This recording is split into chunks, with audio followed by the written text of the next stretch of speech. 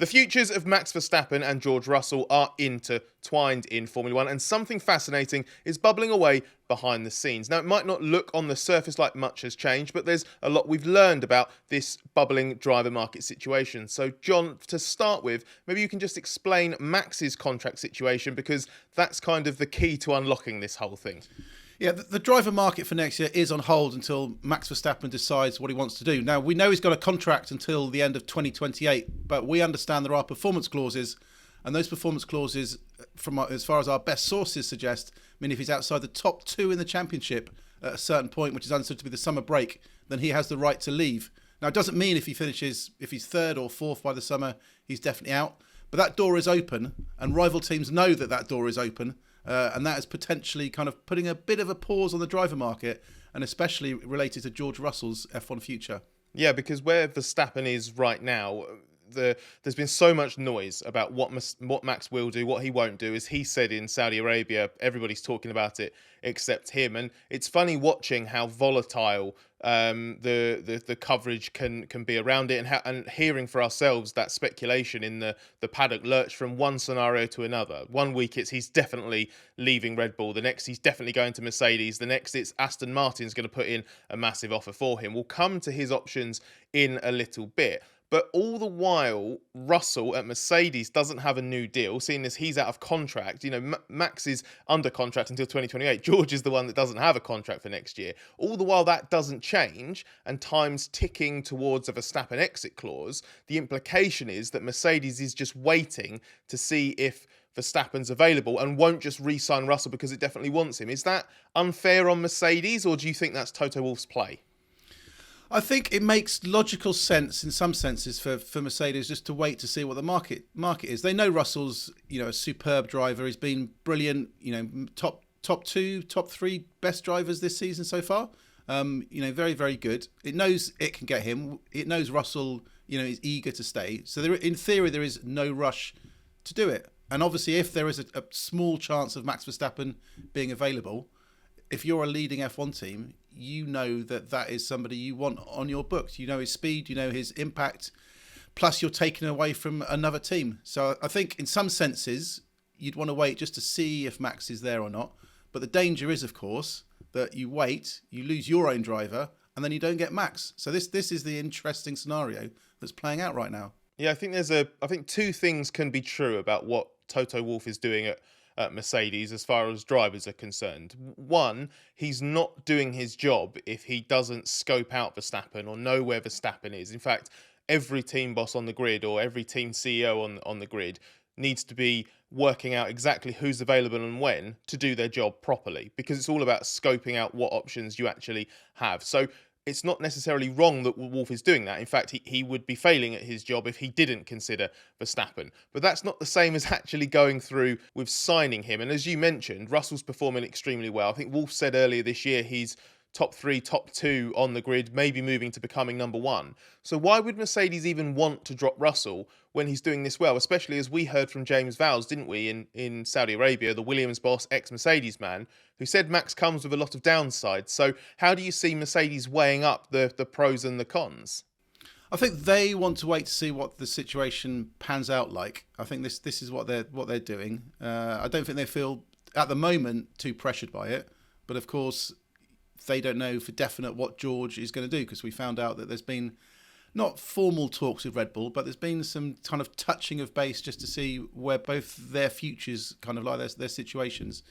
So this is the situation. And I think, as I've mentioned before, I think from Toto's perspective, you want to know what your options are on the table before committing to it. You know Russell's strengths. We've seen Kimi Antonelli make a pretty strong start to the season, but nothing's superbly sensational yet. He's not finished on the podium.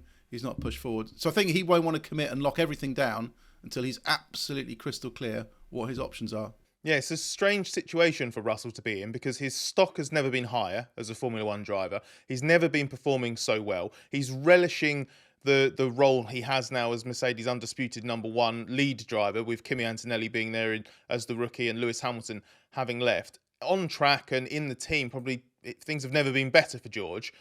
But he's out of contract, and he's not really in direct control of his future. And there are some suggestions that he's got, not maybe nervous is unfair, but he's aware that things could potentially play out of his control. But he is secondary to Verstappen in this situation, at least as we understand it so far. So maybe best to run through exactly what Verstappen's driving options are. We'll save the non-driving option for last, I think. If Verstappen, if we get to summer break, for example, and he's third or fourth in the championship, things aren't working out with Red Bull, he doesn't see that this is a place to be for 26, then there are two obvious options for him. One is obviously Mercedes, that they held talks last season. It was parked for the time being. We don't think there's been any talks so far this year, but this is because nothing can happen till the summer. So any talk of decisions or contracts or anything before the summer break is irrelevant, because nothing can move until we know where Max Verstappen is in the championship at that point in time. But this is the holding pattern for Mercedes. And then in the background, we also hear that, despite kind of those classic F1 denials about Verstappen and Aston Martin's future, that they are interested in Max. And, primarily this could be for 2027. But maybe there's an outside chance it's for 2026. Maybe Fernando Alonso, isn't happy about not finishing in the points consistently. Maybe he decides that, the time is right for him to step back and become an ambassador with the team. We don't know. So there are options there. Things are floating around. And I think it's fair to say this is a fluid situation, and one that all the players inside don't yet know how it's going to play out. You know what's just as important as the car you drive? What you wear on your feet while driving it. Our friends at Pilotti totally get that. They've been designing driving-inspired shoes for real enthusiasts for over 2 decades, and right now they've dropped a proper deal. The Cruise, one of their most versatile low-profile driving shoes, is on sale for just $99. And if you click the link in the description, then enter the code TheRaceA2025 at checkout, you get another 15% off, making it even more of a bargain. The Cruise is lightweight, easy to wear, and built with subtle performance details that come in handy whether you're behind the wheel or out for a coffee stop mid-road trip.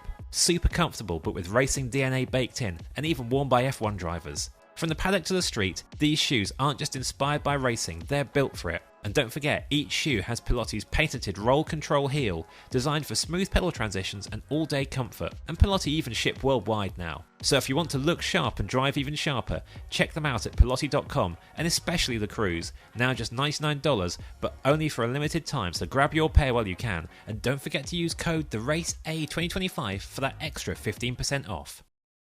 And of course, even if that break clause does come into effect in the summer break, Max could still stay where he is. He might decide that he's not convinced by another alternative. Mercedes might decide to stick with Russell after all, even if Max is available. And Max does have at least the luxury of knowing he will stay with what is currently a top team, a race-winning team, a championship contending team, into the new regulations and see where the landscape is with those new rules, because they're still changing, potentially changing. So exactly what everybody's predicting for 2026 onwards might not come to pass. Things might shift around a little bit. I think the possibility of that break clause coming into effect, it's not just the fact that it contractually makes Max available. It would also reflect a competitive situation that may make him want to leave Red Bull if he's not in the top 2 in the championship, if he's not on the right trajectory. That will help nudge him towards the exit door if that's what he wants to do. But linked to what Max does, because he may take a seat, he may make one available, what are Russell's options? Because it's pretty clear he's got a number one priority in terms of what he wants to do, right? Yeah, I think his priority is to stay at Mercedes. It's a team he's grown up with. They've kind of guided his career. They loaned him to Williams. They've taken on some Mercedes. They've made him an F1 winner. They can potentially make him a world champion. So I think there's no doubts that he wants to stay at Mercedes. It's his preferred option. But he's a competitive Formula 1 driver, and he wants to race in the best seat he can have available. And there is this, scenario that if Red Bull get very nervous about potentially losing Max, if Max elects to take a sabbatical, for example, sit on the sidelines for 26 before he decides what he wants to do for 27, then Red Bull are going to need to scramble for a driver, and there's probably no better driver available at the moment that you can get almost immediately than George Russell. So does Red Bull front run the potential loss of Max and get George Russell under a contract and try to lure him away? Yeah, that's the kind of play that would be aggressive. It would be proactive from Red Bull, but they'll only do that if they think they've got to a point where Max is almost certainly going to go, because you wouldn't just toss out the four-time world champion just on the possibility that he might leave. It's similar for Russell. You can kind of see why he'd want to entertain the prospect and make sure that he's got those options. But if his absolute number one priority is to stay at Mercedes, he's not going to walk until he has a strong suspicion he's going to be pushed. But you mentioned, maybe Max takes a sabbatical. There are some left field outcomes to all this. Max sitting on the sidelines is one. If that happens, you'd imagine that Russell's pretty safe where he is. On Russell's side, I guess one alternative would be Max takes his seat at Mercedes, Red Bull opts for someone else to replace him, and then George is left scrambling around for alternatives, maybe having to find refuge in the midfield. I think my pick for that, if he ends up in that absolute worst case scenario, and no disrespect to this team, but just from George's perspective, would be trying to find somewhere like Alpine, a team that is upwardly mobile. Enstone has a good track record in terms of producing cars. It's going to be a Mercedes customer in the new rules era. He knows Oliver Oakes, the team boss there, from his junior single-seater days. So that could potentially play out for George. But do you think it's as simple as basically Max works out where he wants to go and then George slots into the best available seat that's left?